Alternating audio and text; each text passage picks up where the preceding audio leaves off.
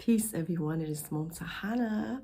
How are you? I'm sitting here falling way down this beautiful rabbit hole. I'm on Ancestry.com, and while I have a little bit of time, I am just perusing the card catalog, looking for my third great grandmother, um, who she was Mohawk. She came down from Canada sometime, I think probably during the mid um, 1800s, I'm thinking, because my great grandmother who raised me, she was born in 1899. So I'm just looking somewhere around that time, maybe even between like the quarter and the halfway mark through the century. But we're not sure. I'm not sure if she came from Ganasatake or Ganawake, but I know she came from Canada. And so I am searching for her. And let me just say, if you don't know how to get to the card catalog to look for your indigenous ancestors, you go to Ancestry.com, you go up top where it says search, and if you sort of hover over that, a drop-down box is going to come. And you might have to click on it. I just had to click on it. So a box is going to drop down, and if you go all the way down to almost the bottom, you click on card catalog. Once you get to card catalog, you can go into keywords and just type in Indian. And then if you want to narrow it down, because all types of DOS, rolls, and treaties and all sorts of things will come up. So if you want to filter it, narrow it down by filtering it, you can click on Africa, Canada, USA, whatever. And when you click on the country, it will give you more filtered options.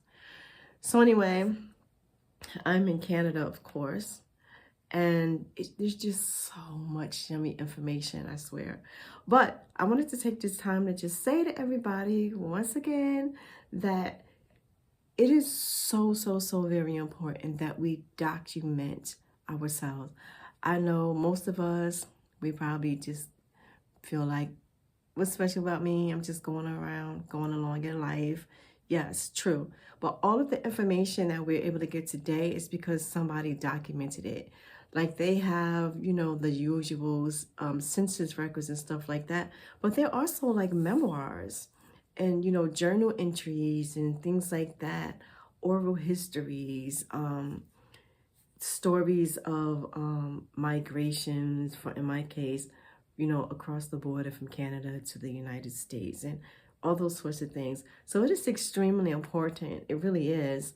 And even if it's something not as, big as this, like such an extensive database like, Ancestry or Family Search one these places have, still, for local history, it's still extremely important.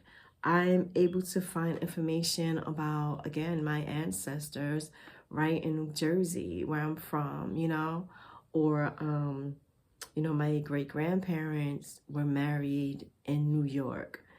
We wouldn't have known that they passed through New York for a time if it wasn't for the documentation.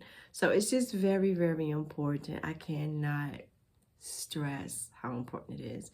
And also, if we want our stories, not just as families and, as individuals, but as communities, for our stories to be recalled and, for our descendants to be able to reach back and have those stories, to know where they come from, and also to document their rights to be who they are, how they are, where they are, then they need us to take the time to write journals, what have you.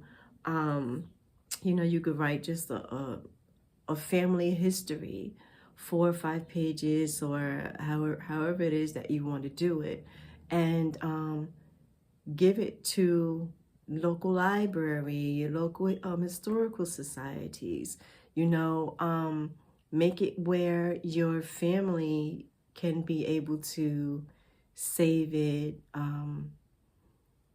store it. I can't think of the proper word, but, categorize it for, again, the future. It's very, very important. Please take it seriously. And I'm talking to myself first.